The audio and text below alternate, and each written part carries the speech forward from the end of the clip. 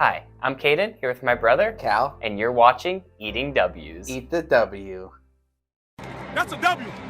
Let's eat one. Let's eat one. That's a W. On today's episode of Eating W's, we have our NFL Week 10 recap, an extremely exciting week to say the least. But before we get to our reactions to the games, it was also an extremely injury-prone week apparently, because we sadly have a long list of injuries here.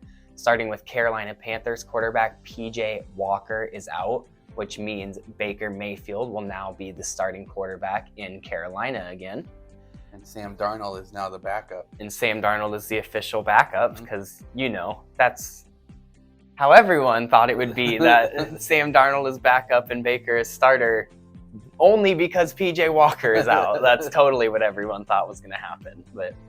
And then a long list of people added to IR right here. We got the Cardinals tight end, Zach Ertz is on IR. So Trey McBride time there in Arizona, which I'm very excited for. I really like Trey McBride coming out of Colorado State as a rookie this year.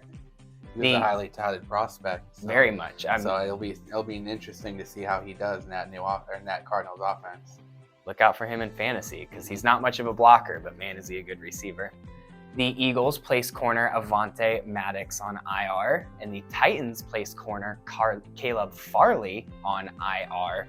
And then a huge hit in Los Angeles, the Rams placed wide receiver Cooper Kupp on injury reserve, which is just a huge loss for that offense because the way they've been playing this year, that's about all they really have left. Yeah, the whole offense was kind of running through Cooper Kupp, and look, once he went out, look at what happened. They already lost their first game just while losing them for the first half or the second half, Exactly. And then not on IR quite yet, but it's kind of looking like it out indefinitely, is Philadelphia Eagles tight end Dallas Goedert, who got hurt in the Monday night game. And also, a little bit of inter-team news, the Packers cut punt returner Amari Rodgers and pick up former Viking and Jaguar, I believe, Dede Westbrook as their new punt returner and receiver. So we'll see if he can get in some reps because, they kind of played much better last week, but we'll talk about this later, I guess, too. But they played much better last week, but it'll be interesting to see if Dede Westbrook gets some reps in that offense just to be a veteran presence because that's kind of what they need right now, in my opinion. One of those bubble screens. Exactly.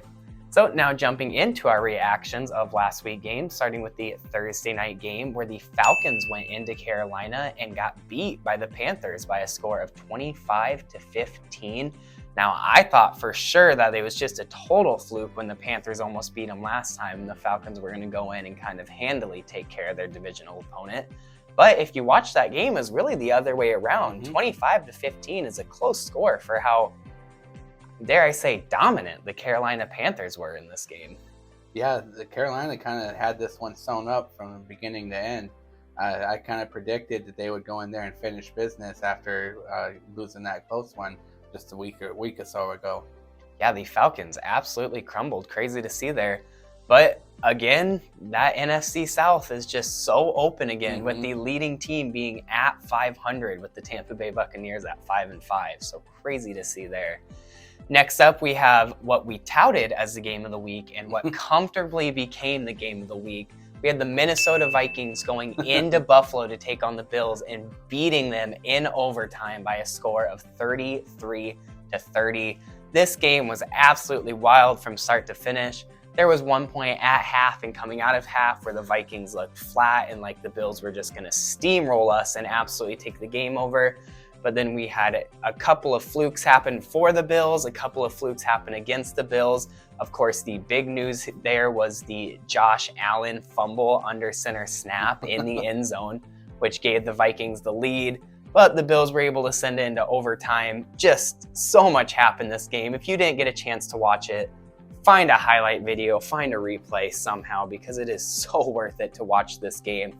But at the end of the day, the Vikings came up with a win. Justin Jefferson goes off for 10 catches, 193 yards, and a receiving touchdown. And I want to say Stephon Diggs had a pretty damn good game too, 8 or 9 catches for over 100 yards. So that was a really fun matchup to watch there. It was kind of Diggs versus Jefferson since Diggs was replaced by Jefferson.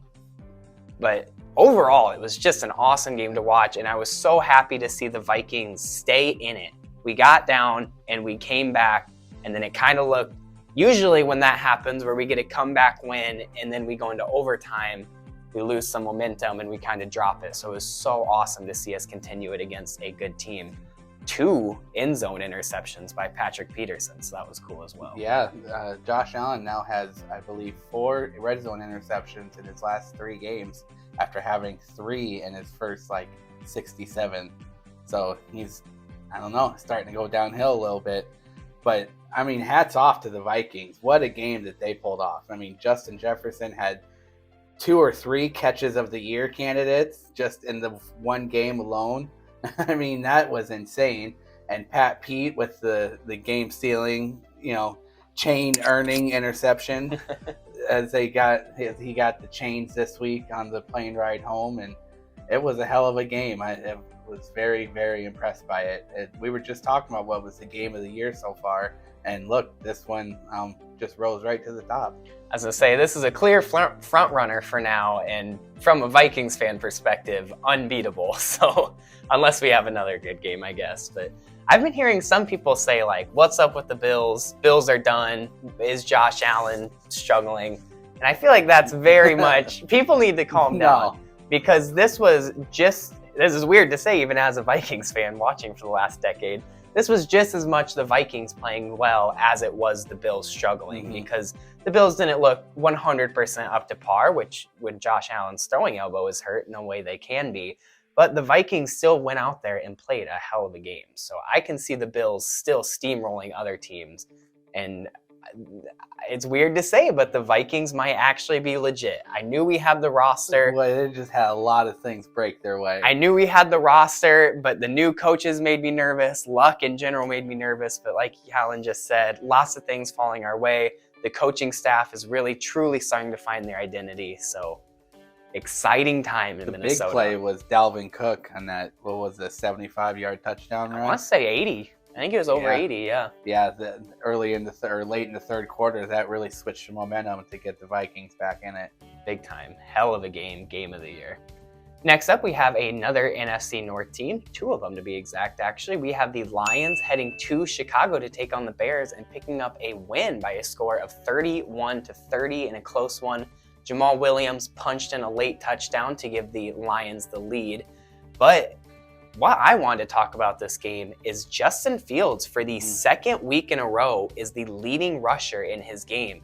Last week, he was the leading rusher across the league in the NFL. But this year, he was just the leading rusher in his game. I want to say it was 138 rushing yards. And if you look at the talent around him, and especially that offensive line, there is just nothing. So the fact that he is able to put the team on his back, because it's not like other quarterbacks when they kind of are run first with the time in the pocket. He is run first because he has 0 time in the pocket. He's either throwing a slant or running for his life. There's really no in between there. But I really hope Justin Fields can kind of get those mechanics down and continue to improve as a quarterback, because he just has that winner in him, to say the least. He sure does. That is one thing about him. He is what they say, he's got that dog in him, Exactly. But yeah, who would have thought this game would end up being the 3rd most exciting game of the week? Because there was missed extra points. This was another back and forth where first the Bears took the lead, then the Lions, and the Bears missed their extra point, gave the Lions a chance to go ahead, and it was quite an exciting game too. Justin Fields, just things not breaking his way, as we talked about with the Vikings. He's kind of getting the opposite end of that, where and they could be the team next year, like the Vikings, where they could surprise people and have things break their way next year. I could see something like that. They're just a few lucky breaks from really being a really good team. Yeah, but at the end of the day, hats off to the Lions for picking up a divisional win there. Next up, we have one that is funny to talk about. Poor Raiders fans. We have the Colts going into Las Vegas to take on the Raiders and picking up a road win by the score of 25-20 in Jeff Saturday's first game. Not even as a head coach, but as a coach in general. He goes on the road and picks up a win with Matt Ryan as the quarterback. JT looked like the Jonathan Taylor of last year. He had just over 130 rushing yards. Absolute beast there.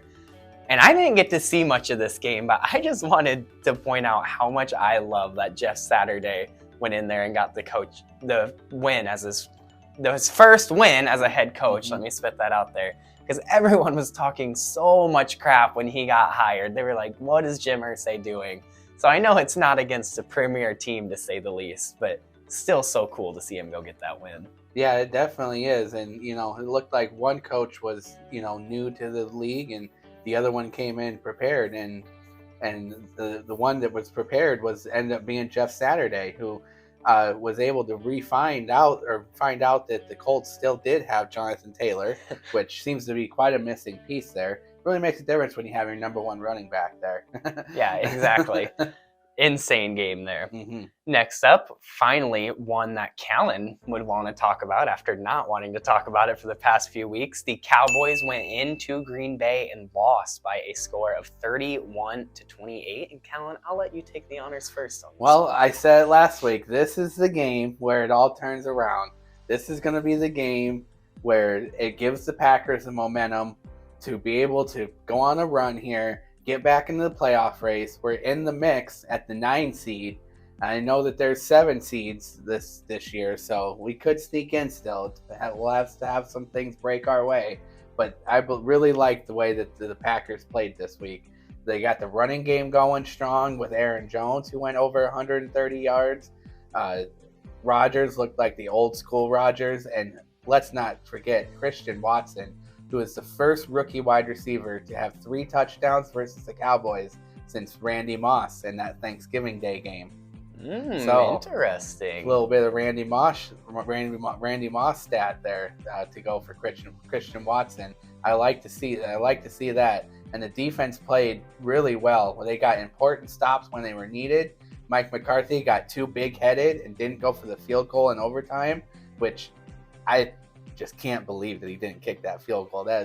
He is such an asshole move. Like, he wanted to score that touchdown against Green Bay, but hey, it's the first time that Mike McCarthy's coaching helped Green Bay win a game in about 4 years. So it's the new age of NFL. Play aggressive, go for the win, no field goals. And I am personally not a big fan of it because recently I've seen it by a lot of people in the ass, and a lot of those teams that are kind of analytic oriented and go for it aggressive oriented aren't doing too hot this year. So it's starting to show that maybe it's not the best way to go. Yeah. But yeah, it was really cool to see Christian Watson get those 3 touchdowns, especially the 2 on the deep balls. He actually caught them this time, so good for him.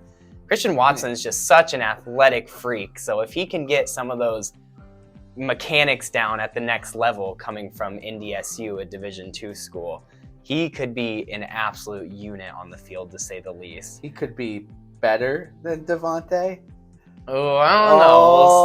We'll see. I might be getting a little too excited. I was gonna say, calm down. Let's see if he can actually. Devontae never had 3 touchdowns in a game. Let's see if he can actually continue to catch it, or if he just got lucky on a few. Let's have more games where he catches it and doesn't drop it. Exactly. Now, rounding out this week, we had the Monday night game, an insane Monday night game with the Washington Commanders heading into Philadelphia and upsetting their divisional opponent by a score of 32-21. This game was so fun to watch because it was such a competitive game. It seemed like something where, one of the teams were going to jump out in front and either just run away with it or we'd see some sort of comeback. But each and every quarter, the game was close. It was competitive all the way through, which is really all you can ask for in the NFL anymore, because it seems like every game is either some historic comeback or just an absolute blowout. I feel like it's been a while since we've gotten a true... And then you get those Thursday games that are just awful, yeah. 10-3, Yeah, so. Those are competitive all the way through in a very awful, different way. This one was high scoring and competitive all the way through, which is the way to go. But overall, hats off to the Commanders. And as a Vikings fan, of course, let's go. Keep losing Eagles. Yeah, the Commanders really kind of shocked the world yesterday with a big win. Taylor Heinicke played his ass off. I really like the way that Heinicke runs that offense in Washington. And they were able to come back even after getting down early after a couple of bad fumbles for Washington, or a bad fumble for Washington and an early touchdown for the Philadelphia Eagles. They were able to come back, get back in the game, and not let Philadelphia run away with it. Yeah, congratulations, Taylor Heinicke. Minnesota native. Gotta love it. And he might be benched next week with Carson Wentz coming off IR. If the Washington Commanders were smart, they wouldn't. So yeah, he probably will at the end of the day. Yeah. But that was our NFL Week 10 recap. Thank you all so much for watching. Keep an eye out for our Week 11 predictions tomorrow. But until then, don't forget To eat the W.